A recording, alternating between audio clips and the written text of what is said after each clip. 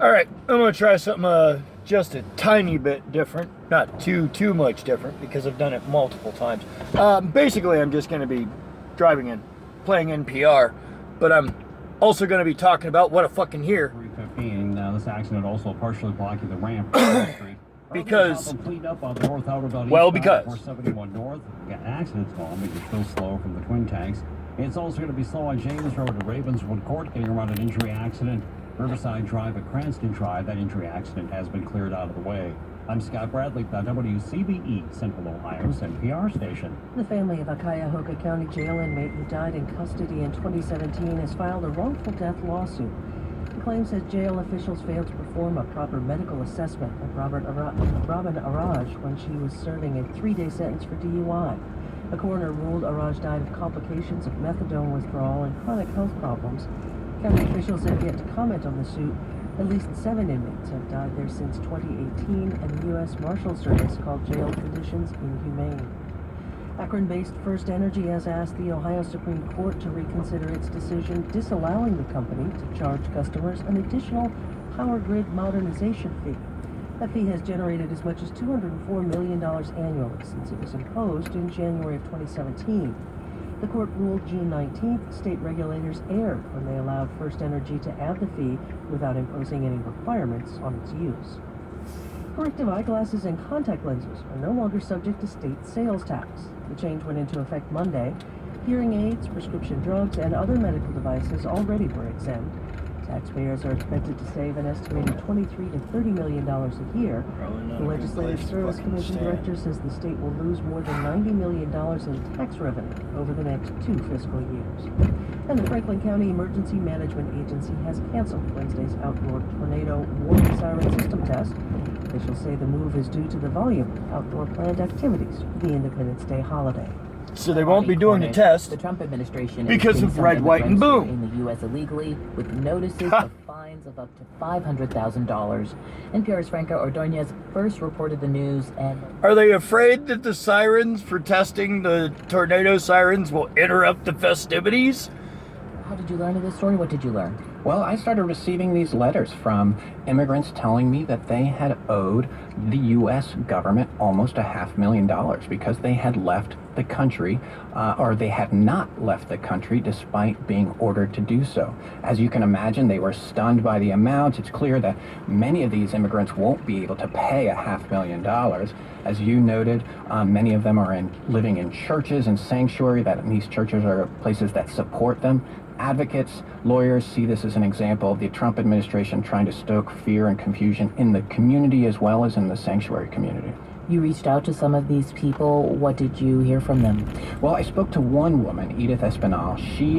She's living in a church in Ohio. She's been there for the last 2 years. Since a judge ordered her to leave, she got a letter telling her that she owed $497,000. She was stunned. They want to carry me because they know I am in sanctuary. The amount is $497,000. I don't know why they charge me. As you can hear, she's confused. She says she doesn't understand why they want to charge her. She thinks they're trying to scare her because she's in sanctuary, and she doesn't understand how the U.S. government could even imagine that she could pay that kind of money. Espinal came here in 1995 when she was just 16. She now has 3 children, 2 of whom are U.S. citizens.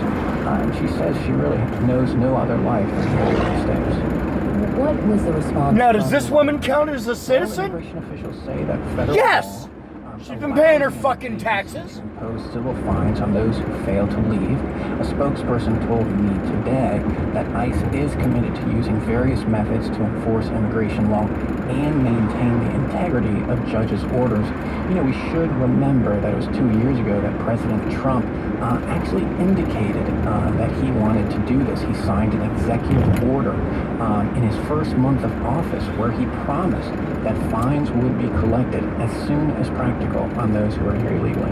Right, and this comes in the context of the Trump administration doing a number of things to try and increase pressure on immigrants in the U.S., immigrants who are here illegally, either as punishment or an attempt at deterrent, right? Right, yes, this is really comes at a time that the Trump administration Administration really is ratcheting up pressure. It's about to launch, those delayed immigration sweeps targeting individuals and families who had already been ordered to be deported.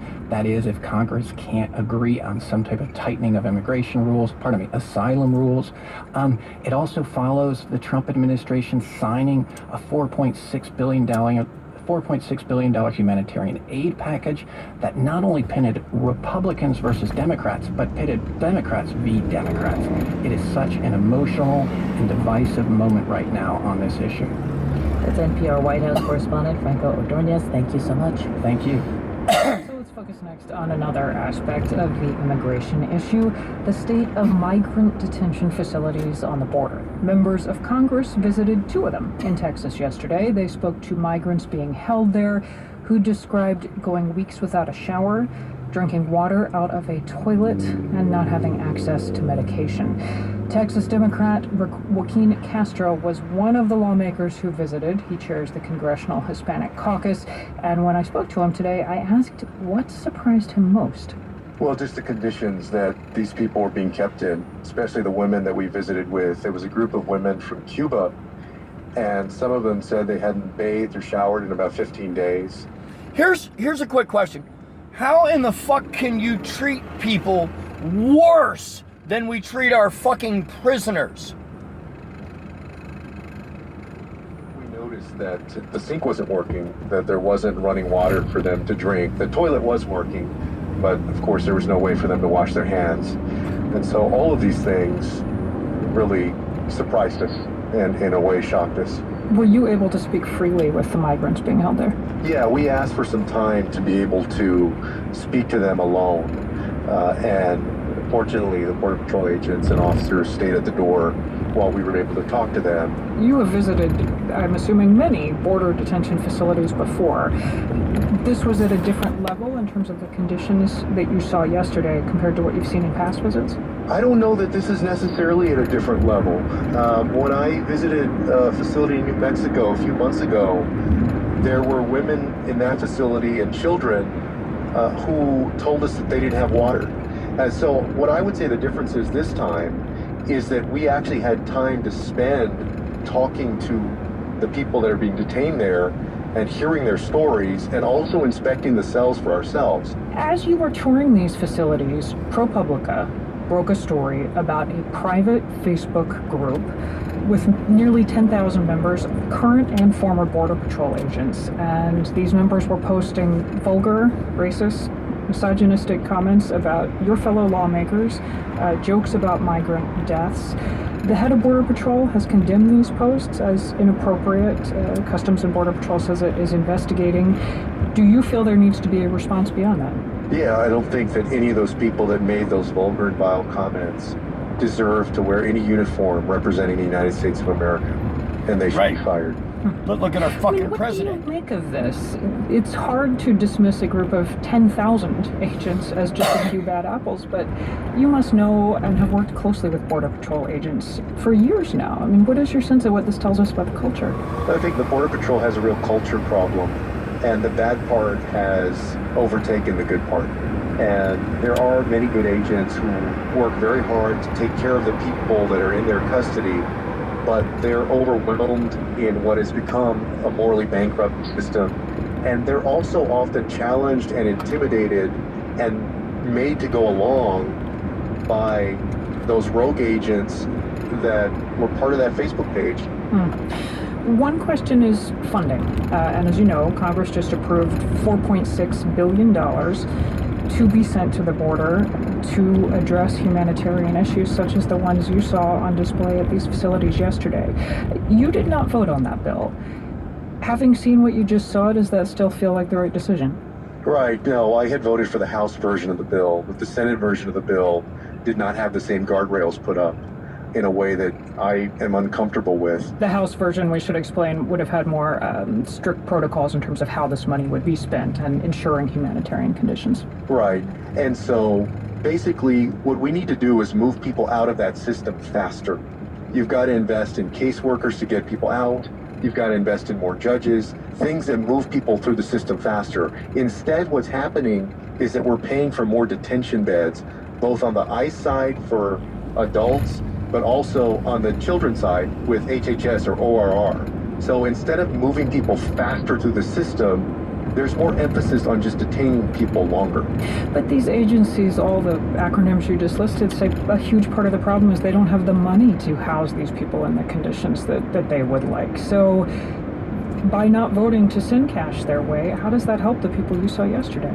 Well, we've given them billions and billions of dollars. I mean, their budget has continued to grow, but they've poorly mismanaged money. It's not just a matter of money, it's how you spend that money. For example, why would you be spending money on a big border wall when there's people in those cells that haven't taken a bath in 15 days?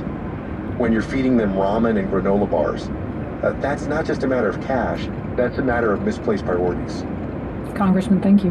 Thank you. That is Democrat Fact. Joaquin Castro. All of that is Texas. fucking fact. We should add that this afternoon, the Homeland Security Inspector General warned about dangerous overcrowding in Border Patrol facilities. We treat these people worse than we treat our fucking prisoners. We're treating them like trash.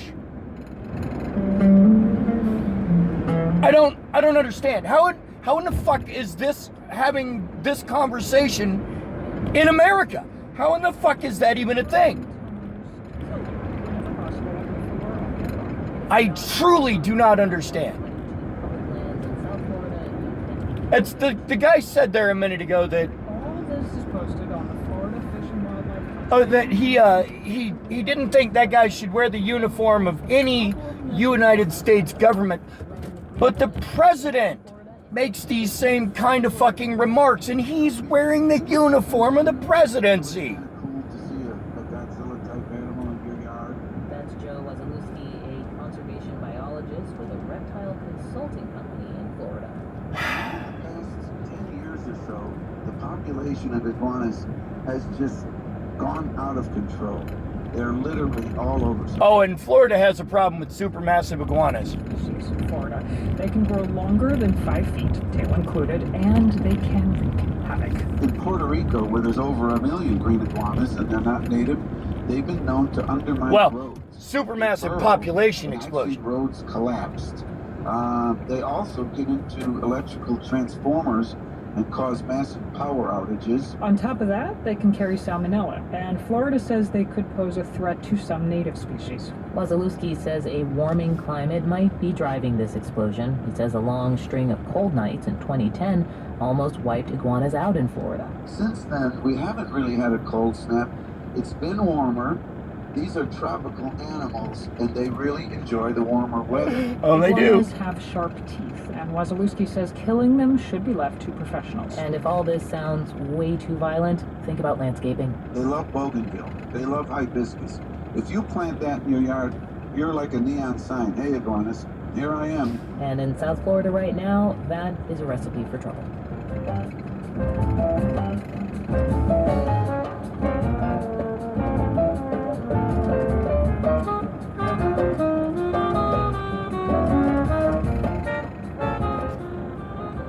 This is All Things Considered.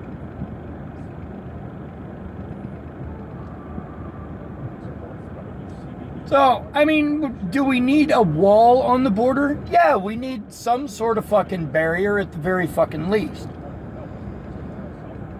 Are we talking a chain link fence? No. No, we are not. We're talking about some sort of rigid, permanent barrier. Maybe multiple stages of it. You could have chain link as part of it. That would actually make it much cheaper. Would people cut through parts of it? Yeah. And you know where they would be doing it. And you could have patrols going through, and you would catch people going through in certain places like we do now. There's no way to build a fucking wall big enough to stop all the people who ever come across it. It's not going to happen. And that's... Listen, this whole fucking argument is mostly because of a human failing. Our need for there to be all or nothing. We're very, very binary thinking creatures. We really are. Positive, negative, yes, no. One or the other. You're either all for or all against. If somebody says puppies are cool, but I can't have puppies because I'm allergic, you can have a puppy though.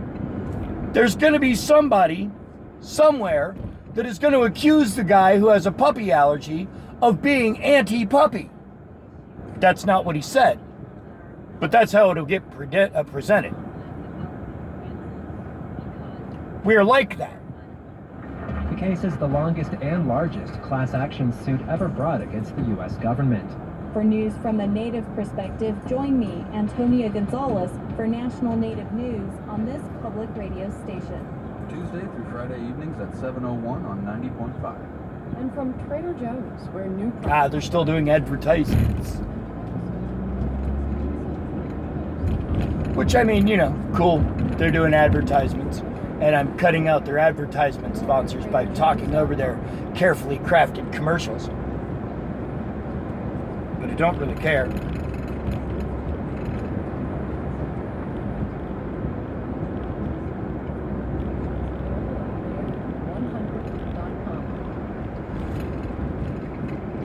So do we need border security? Sure.